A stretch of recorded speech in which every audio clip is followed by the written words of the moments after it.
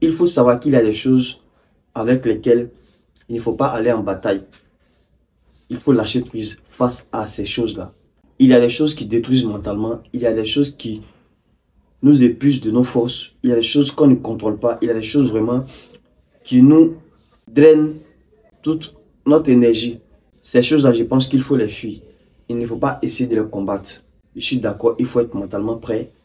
Il faut se préparer à tout. Il faut être un combattant dans la vie. Mais il y a le combat qu'il ne faut pas mener. Il y a le combat qu'il faut laisser tomber. Il y a plusieurs combats comme ça. Je peux prendre pour exemple une amitié toxique, une relation qu'on ne maîtrise pas, les combats qu'on mène pour les politiciens en tant que jeunes.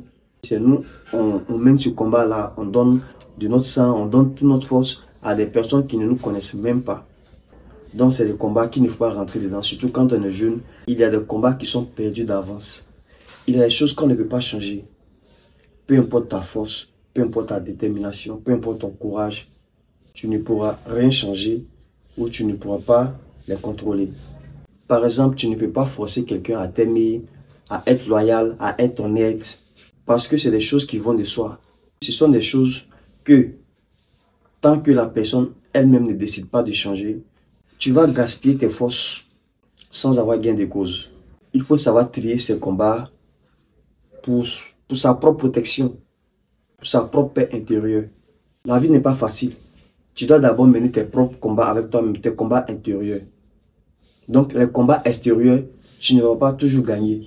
Tu ne vas toujours les remporter. Donc sois humble et accepte cela. Ces combats qui vous détruisent intérieurement, ces combats que vous ne contrôlez pas, je les appelle les monstres. Oui, ce sont des monstres.